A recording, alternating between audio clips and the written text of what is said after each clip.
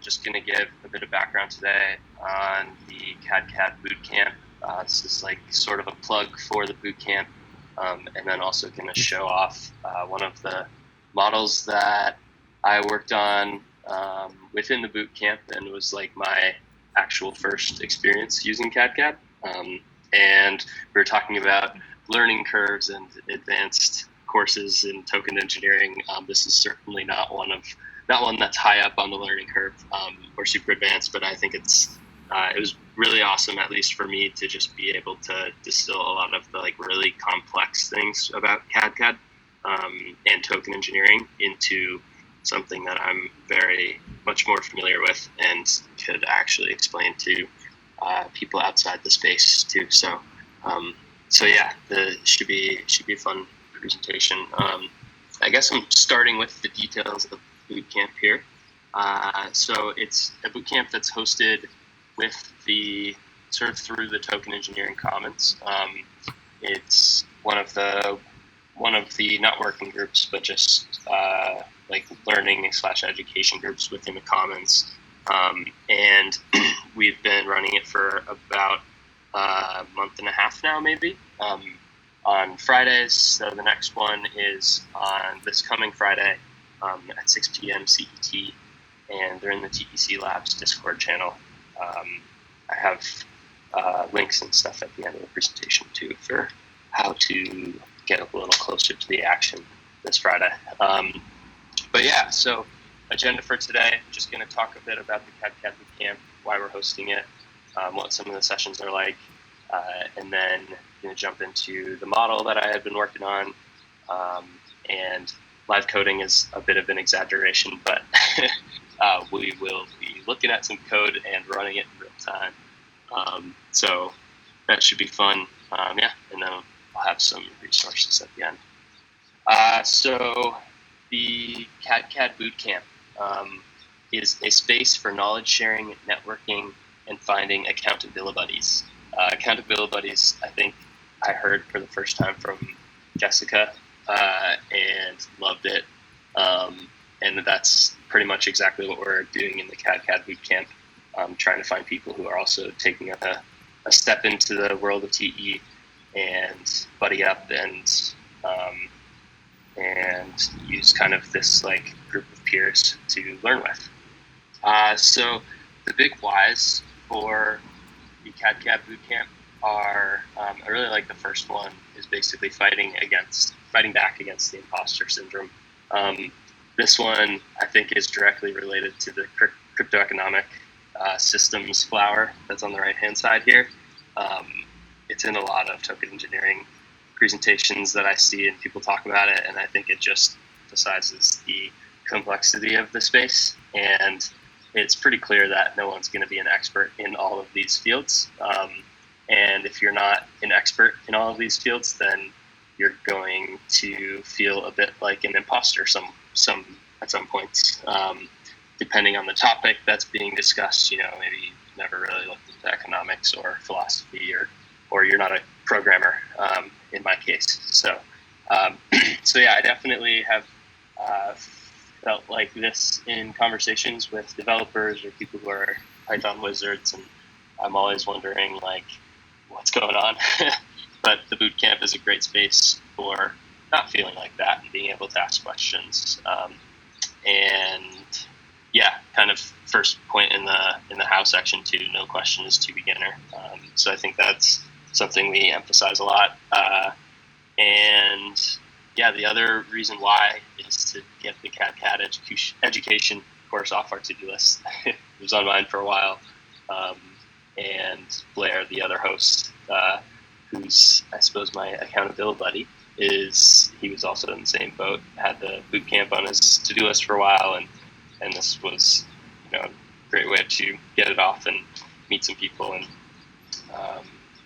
and yeah, create a good knowledge sharing space. And on top of that, everyone that you meet is obviously interested in blockchain at least a little bit. I think the cool part is that not even everyone is very familiar with token engineering, but they're kind of like have heard about cadCAD, and this is an entry level they know this is an entry-level course, and so they're just kind of going to see what's up. And for that reason, their interests and priorities are actually in other blockchain spaces that might not even involve token engineering. And it's just cool to meet other people in the space that aren't as deep in the field, and get to hear about their experiences and everything. So knowledge sharing, networking, and accountability buddies. Also, if anybody has questions or comments, feel free to jump in and interrupt me too. Presentations are always a bit more fun when it's a conversation, but no pressure. And then, yes, so the course structure. It's an 8-week course. We have 7 modules and 1 week of presentations. We model the course after the cadCAD Boot Camp, including the name, as you can tell, the cadCAD Boot Camp beginner level course on cadCAD education. And we kind of group together some of the modules in the beginning weeks, but we really do go through all of the basics, from environment setup and Python crash course to the modeling stuff.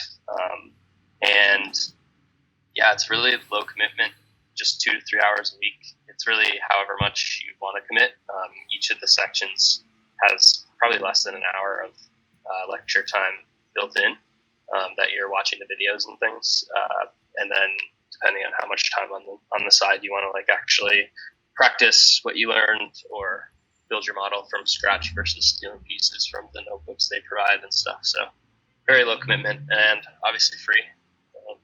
So yeah, it's a good space. And I think you've probably all seen this cadCAD Bootcamp education course that's available. Is also free to sign up. Their sponsors that you can plug in the promo codes and things. So cool. And then the actual sessions. So what are they like? Each week we review one module. And actually, as I said in the last slide, that's not completely true, because the first weeks we'll kind of group together the environment setup and Python crash course, for example. But yeah, we'll review a module, and there's exercises that are included in each module. So we'll kind of go through those and see if anybody has questions. And then depending on what people are working on, or how far they decided to build that week, we'll start doing some bug hunting and answer any questions or troubleshoot. We do actually have, despite it being a very beginner course, we do have some experts that will jump in each week. And they've been super helpful on the troubleshooting side for weird Python connectivity issues, or permissions issues. It's kind of that stuff, if you're not an engineer or a developer and you even open up an Anaconda notebook, you can have one error and you're just totally screwed, hanging out to dry, and have no idea even how to troubleshoot. So it's stuff like that we try and answer. And we have the people. We haven't not been able to answer a question yet. So we have a good track record. And that means we also have a lot of diverse skill set in the attendance. Yeah, and then we do a bit of live coding and model mapping. We have a Notion and a Miro board, which I can actually show right now. So we just have, this is our cadCAD study group Notion, and it's kind of the headquarters for all study information. These are each of the sessions, and we take notes on the session pages throughout the course. And it's kind of cool. We're passively collecting education material that's related to the course. So in future iterations of the bootcamp, even we can just kind of build off of these notes. And there's issues that people had with the Jupyter notebooks that somebody might have again in the future. So kind of just consolidating all this stuff. And it's been a great way to organize. And then the Miro board is pretty cool too. This is just where, if you guys have used Miro boards before. It's kind of a collaborative like whiteboard, digital whiteboard. And we've been kind of people in the class have been building models. It's really helpful for Stockman flowcharts. This is a sneak peek into the model that I'm going to show too. But yeah, to summarize, just like very collaborative, and we all try and get a little bit of work done each week. And it's really fun to just have conversations about the models we're discussing and how they fit the token engineering, or how to apply the token engineering mindset to systems, whether they're blockchain or in the real world. And then I think I mentioned, so the last course, or the last week of the course is kind of like the presentation. So there's seven modules, but we have an 8th course that's like a presentation of everyone's work.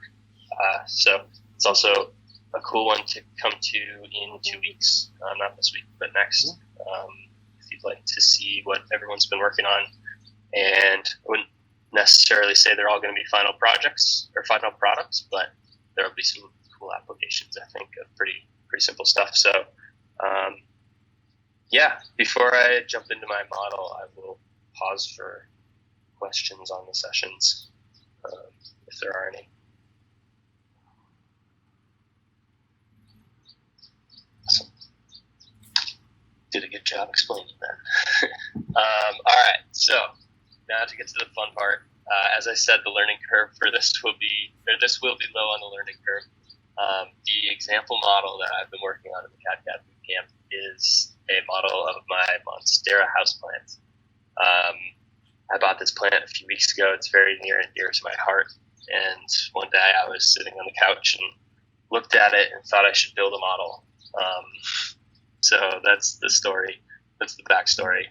As I said, the prerequisites are that you've owned a houseplant or you've watered a houseplant. If you've done both of those things, or even neither of them, you should still be able to follow and understand how this all works, how the model is put together, and conceptually be able to follow everything.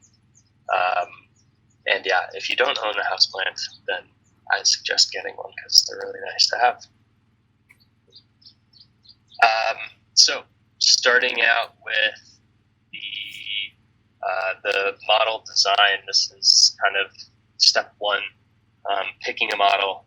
As I said, I was sitting on my couch, picked a Monstera plant, and started defining the expectations.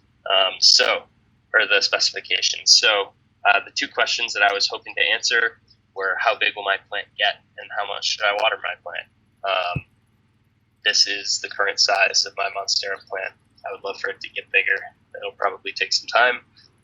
And now that I have a model, I can precisely water it and compare across over time and make sure that my plant is growing in the right direction. A couple assumptions that we used were that the leaves need water to grow. Also pretty basic. Without water, the leaves will die. And then all leaves consume the same amount of water. And that's probably a short list. There's more assumptions in there that we could come up with, and it would be cool to, I think I probably will have a slide later with model improvements and stuff, but just kind of like make this even more detailed and cover all the bases. So this is the stock flowchart that we came up with. Obviously, watering plants is one of our flows. Our main variable is the plant water level. One of them is, and the other is the plant size. Water level is measured in milliliters. Plant size is measured in leaves. So it's hard to count, but there's about 16 leaves on my plant today. So one of the cycles is watering the plant increases the water level, and then the plant consumes the water, and the water level will decrease. Leaves obviously grow.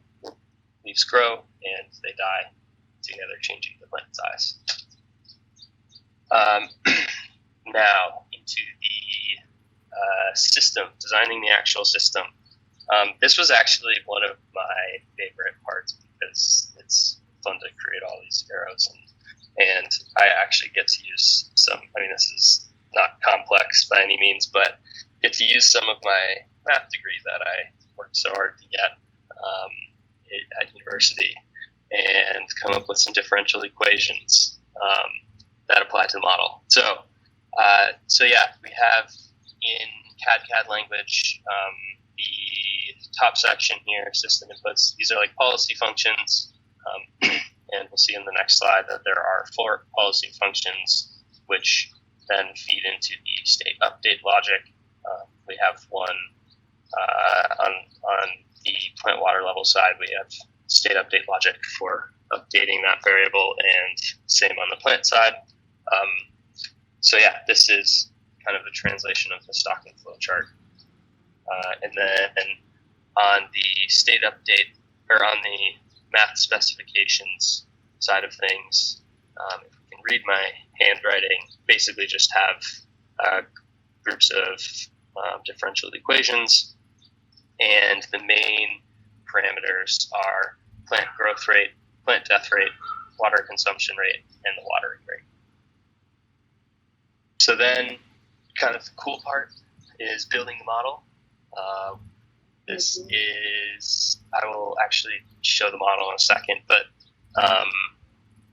yeah, this was my first foray into Python programming, which was pretty fun, and cadCAD at the same time. And I just thought it was awesome to be able to visualize the size of my plant over time with some fun-looking charts and simulations. So this is an example of the first, we'll actually see it live too, but the first set of parameters running through the model, and we're able to basically measure the plant size is this blue line, number of leaves over time, and then the red line is the water level. And we'll see what's different about each of these charts in one second. And I'm actually going to, so now we'll jump into the live session. And I'm going to try and deconstruct and walk through some of the parameters a little bit, and show an example of an A/B test. So I know we're not really covering that much complexity, but are there any questions so far about the model? How's your houseplant doing? It's great. We were talking about it earlier too. I watered it yesterday. It's getting tons of sun. This week has been great for it. This weekend's going to be a little warm though, so I'm hoping that being indoors it won't sweat too much, but might even have a new leaf coming in. Actually, I noticed yesterday. So things are looking good. Thanks for asking. Cool. So this is the model, and I'll do a quick orientation for everyone. We have our system parameters, we have our policy functions, we have our state update functions, and then we build the partial state update blocks, run the model, and simple data visualization. So let's do it. Let's see our first run. So system parameters A, our first run. This was the parameters that created the charts that I was just showing on the slides, and basically just kind of increasing growth rates and plant death rates, as well as leaf consumption rate and water rate over time. So going to give all of these a run. Nice and fast, and then we can see the data visualization. So this is the same charts we had earlier. Anything we can observe here? I guess the one interesting thing that I noted was in this third chart, we actually don't see our water level reach 0 at any point except for 2, whereas in these other charts the water level actually hits 0, bottoms out in at every period. I think that's called. Yeah. But yeah, so the leaf rate kind of it grows. It's a little volatile over time, and then obviously more leaves need more water, and then start over saturating the. Let's see. Yeah, just at some point, then there's too many leaves. They start consuming all the water, and the water level goes down. The leaves die, and we have a virtuous cycle. So now I'm going to add in another set of parameters. Let me just find these. Have them on my other screen. So we have system parameters B. So basically, the idea with this set is to hold the growth rate and death rate constant. Mostly to simplify things. I also just think a lower growth and death rate is probably more realistic. I don't think leaves aren't popping out every day or anything, or even every 4 days. It's probably a little high. Cool. So let's try this new set of parameters and make sure the model runs. Actually, let me do that. And then we have our new output. So what do we? Let's try a little bit. See what was changed again. So we held the growth rate stable, and then these are all the same. Let's see what visualization looks like. Any takeaways here? I suppose that the lower consumption rates lead to less volatility in the water variable, which is probably accurate. I'm not a biologist, but I would guess that plants aren't, well, it probably depends on the plant, but my Monstera doesn't seem to be like soaking up tons of water every day. So I actually think I overwatered it for a period. But yeah, so you can kind of tell like the higher the watering rate and the consumption rate, the more volatile and deep the swings are in the water level. Although it looks like our leaf count, so the size of the plant, is getting all the way up to 13 here, and slightly lower, and about the same. Yeah, so the higher water levels do lead to a slightly larger plant. And then we can add one more set of system parameters.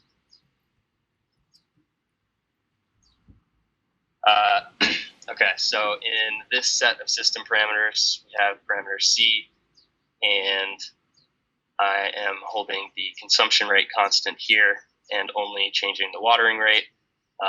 Also picked the lower consumption rate for this set, and now we can run these.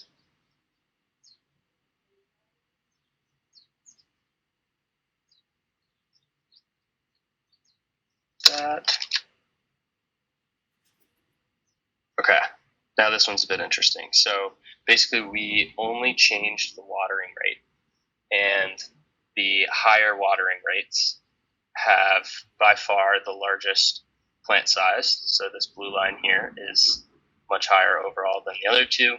And we see it gets like a pretty big boost right off the bat because we're starting out with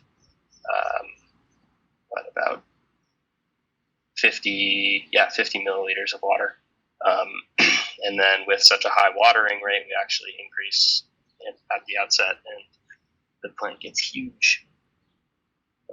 27 leaves. It's almost double the size it is right now. So, so yeah, that is parameter set number 3, which to me suggests that I should water my plant more every day if I want to see bigger leaves, which is probably true. And then to kind of pull all of this together, and as you could tell, it was kind of like a bit of a pain to go through and add new parameters and have to kind of remember what each of the charts look like by memory. There is this concept of an A/B test, or in this case, kind of an ABC test. But we can actually, and this is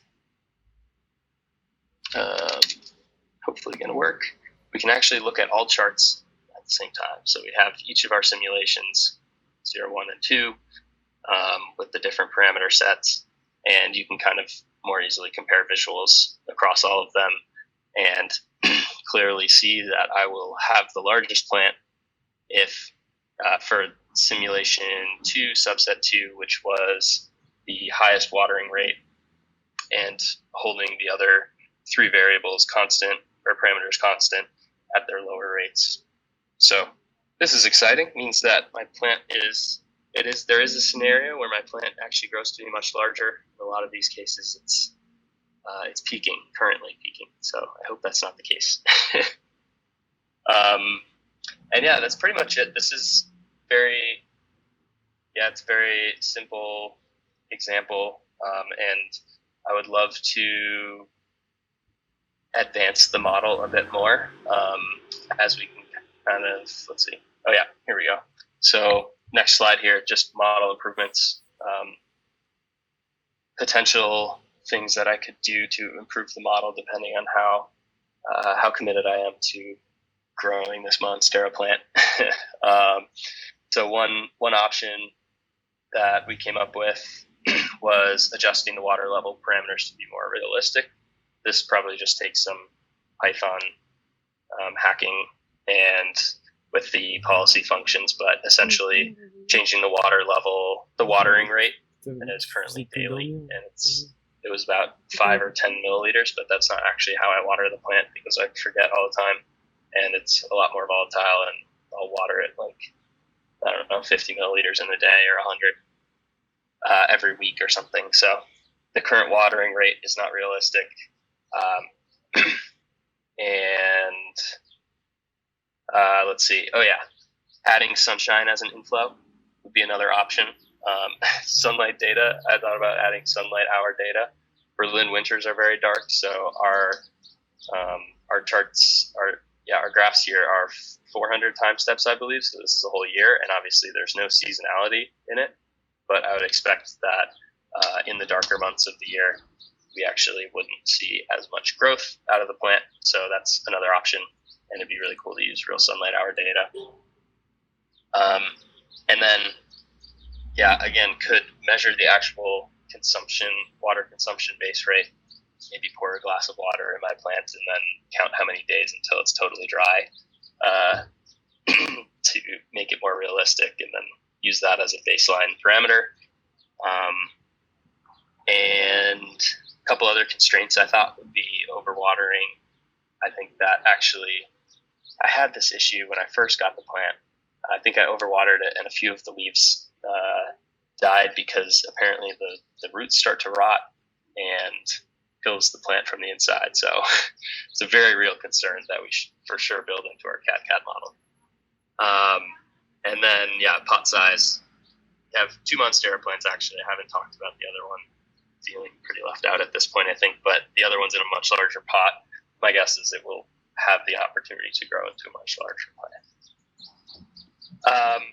And then, making this a digital twin over time. Obviously, the Monstera plant is in the real world, but I could, if I wanted to, measure it very carefully every day, and then calibrate our model, make adjustments according to the real world data, and see what happens. So those are the main model improvements that I would love to make. We're actually looking for funding right now. This is our pitch deck going to VCs every day here in Berlin, and trying to raise money so we can model our plant better.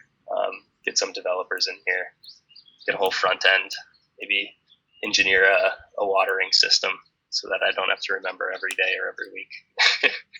But that's pretty much the plan.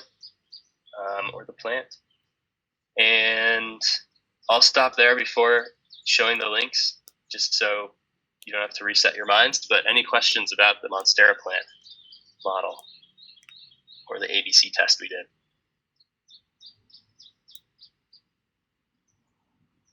Monsteronomics. Monsteronomics. It's a whole new field. It's, I wonder. I mean, this is such a brilliant kind of use case for someone to just getting their feet wet, space to play around with and to explore and experiment with. And I wonder what's your because you said you're not a coder yourself. What was the process like for you? What was your kind of roadblocks or the toughest parts of the journey? Well, it was definitely the coding. Let's see. Yeah. So the figuring out how cadCAD worked is difficult if you don't know Python. And I said I was like learning Python on the side, and actually the Boot Camp class, or not even the class, the actual course does a good job of explaining the basics. But it was when you try and actually use them, like apply them to make your own model, it's quite difficult because it's literally a new language, and I didn't speak it, so so that was for sure the most difficult part. But the cadCAD boot camp was there to help. Lots of Python wizards, as I said, in the boot camp that were able to get me over a few of the hurdles. I had one issue that policy functions weren't aggregating correctly, and so my plant was, the leaves were just going up and up and up, and none of them were dying. And I was like, that's awesome, but not realistic. So yeah, I had to troubleshoot some things there, but it was definitely the coding, and hopefully over time that becomes less and less true as I learn. So yeah, but yeah, crypto, the Monsteronomics is the new crypto economic flower, literally.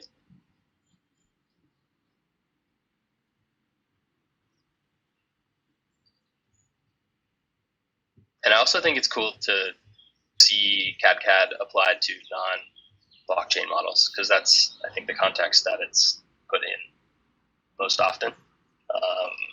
Modeling Balancer or Uniswap or whatever it is, but it's helpful for regular folks to learn concepts with systems that they already know and understand, like watering plants. So.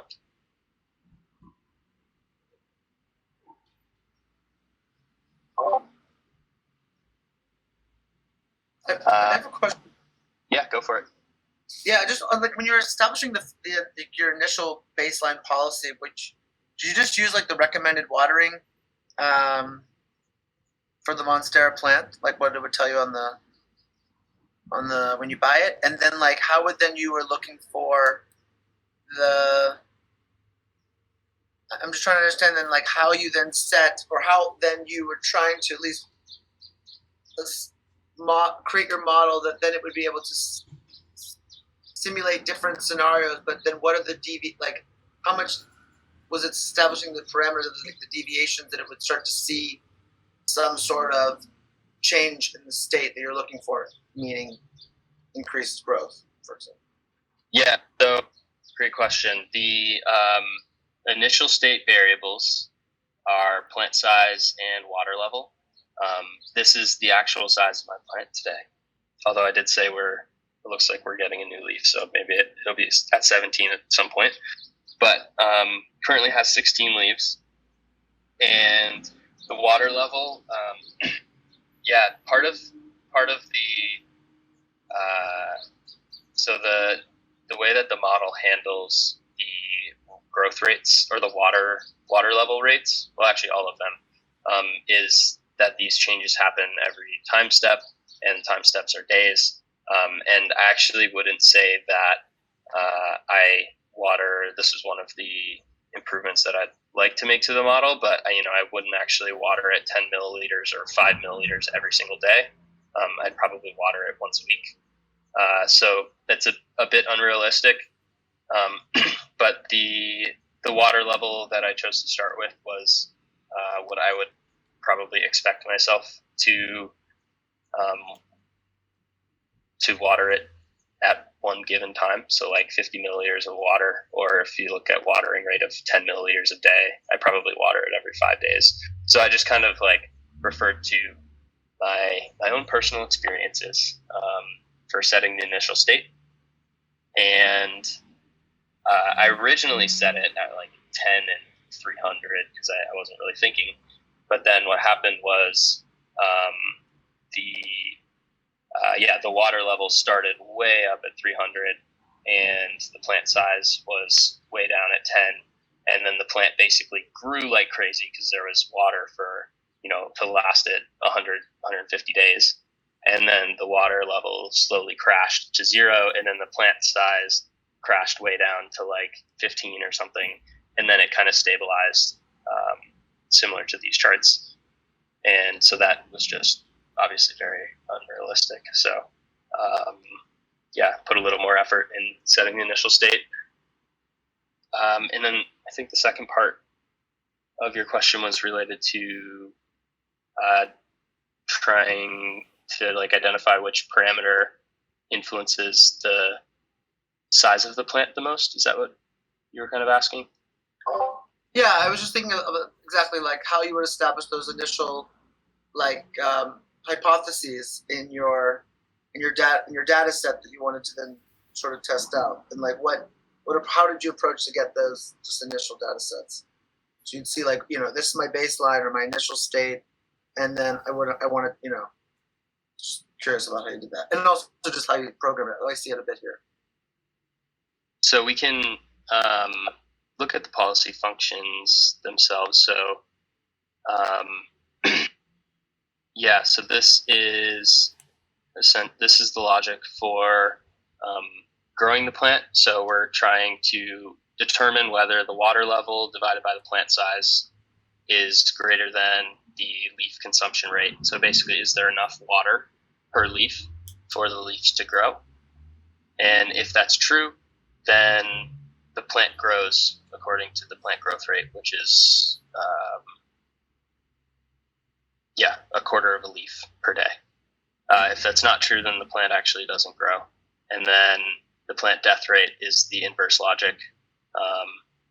If there's not enough water per leaf for each leaf to consume that amount of water, then the plant will die at the death rate, which was also 0.25 most of the time.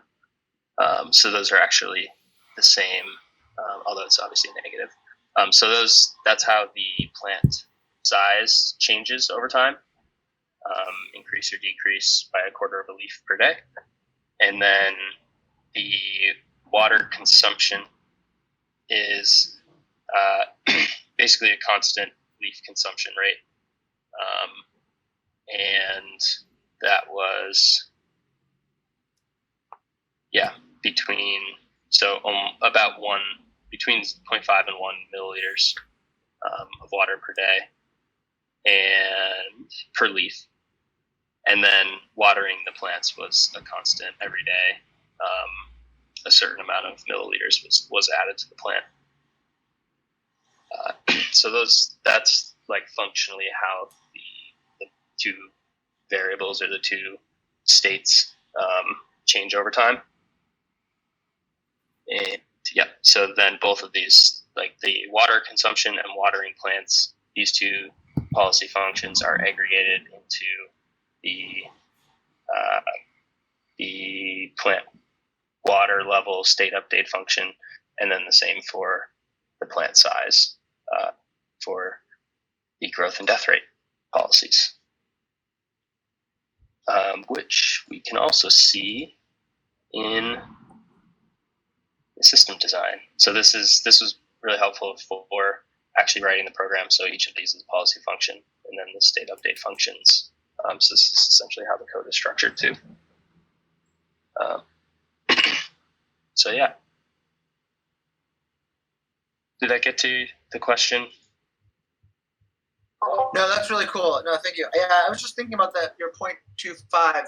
Like, I was just thinking how you might want to update that based on incoming real data. So if you're, as you're seeing that, or even if it's choppy, let's say, like you said, there's some other constraint, like your sun hour variable that is variable across the seasons, right? Mm-hmm. So you get spurts of growth and maybe little troughs in there. So I was just thinking in my head how you'd want to A, smooth that out so you might not, for something you're not seeing, and B, maintain a sort of a data-driven approach that you could like have a feedback loop into your initial growth rate or even death rate assumed rates that then would update. Yeah, I think the feedback loop would have to come with me actually measuring these over time, which is part of probably one of the difficulties with modeling a real world system.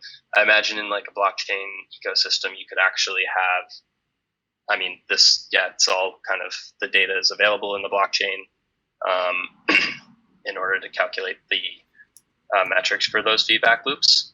And that might actually help you set parameters. So kind of like the policy stuff you were discussing earlier is like, there's these feedback loops. And if all of the information needed to make a decision is included in the blockchain ecosystem, then it's probably easier to program in those feedback loops.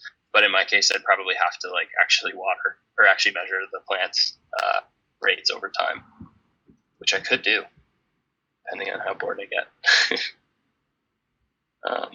But yeah, and then your other point about adding the sunlight, I think that would be really cool. And there would probably be a relationship between sunlight hours and growth or death rates, which you would actually be able to, you'd be able to program that in for the simulations if you're using historical sunlight data, but otherwise I'd have to measure sunlight data every day.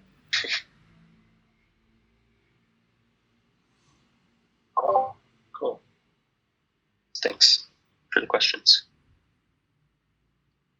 Well, something that comes to my mind with this project, and it's something that really excites me a lot, is the potential of use of cadCAD in the field of potential automated ecosystem resilience frameworks. It starts with Monstera today, and tomorrow it could be a forest that manages its own resources and intersects between the natural ecosystem and a socio-technical economic system. Yeah, that'd be really cool. And I also I love thinking about that stuff too, because it's like, that's the nature of the cadCAD, building a cadCAD system, at least from what I had in this experience, is that like you have to start simple, and then the engineering design process does allow and encourage you to go back and iterate on your model and make it more complicated. But like to get to that tree, or to model like a whole forest, or have a complex model like you're discussing, it always helps to kind of build up from a baseline of maybe even one plant. So that's where it starts. Like, yeah, the possibilities are endless. Yeah, we're planting the seeds. It's what's starts from one Monstera today in the room in Berlin becomes a conclusion, right? That's where we're at. Yeah. Should have had more plant puns in this presentation, but that's okay. I'll leave it there. Yeah, I mean, it's such an interesting natural systems of managing their own resources, maybe selling their own timber and in a sustainable way, and then buying more land for themselves. Then you turn them into legal entities. Maybe there's an argument there as well. Yeah, for sure.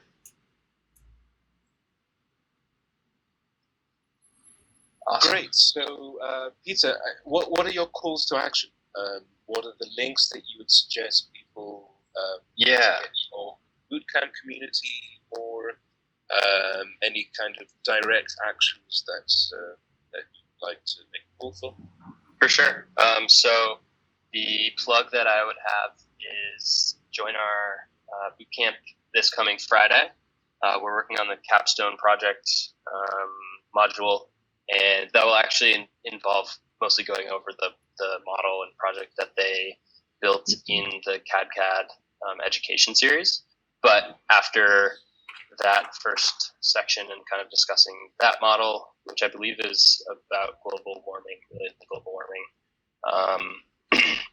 And yeah, after discussing that, we'll probably all start hacking away at the models that we've created, similar to my Monstera one. There's other models related to bees and pollinating plants, and I guess a lot of plants. Wow, we should combine our models, and then we're one step closer to the forest. Yeah, so that would be my main plug to join this Friday. Also, I have all of these TEC links. Realizing I should probably plug cadCAD more, but we're all in this call because we're probably linked into cadCAD stuff. So I'll plug the TEC Twitter for the updates on the boot camp. That's where they'll come out, and then the TEC Discord is where the boot camps are actually hosted in the Labs channel. And yeah, we'll have our capstone one this Friday, and next week on Friday is sort of presentation for everyone's finished models, which would also be fun to check out. So that's all I got. And then this is a meme that I think is kind of funny related to token sharing. So awesome.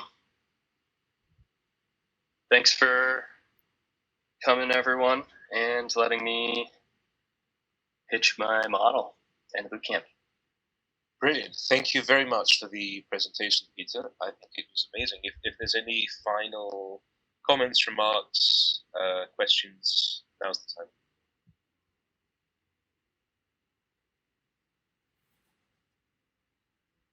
Well, seems like we're good. It was a fantastic community call. Where will you be dropping the links, Peter? I can send them in probably the education outreach channel, or I'm not sure which channels in the cadCAD Discord here are good. I'll throw them in the general channel. Fantastic. General. And I'll add them to the. I'll also add them to the agenda doc for Thursday's. Awesome. Perfect. Right. So there will be a recording up, and thank you very much, everyone, and especially you, Peter, for the presentation. No problem. Thanks for joining. See everyone around. Bye-bye.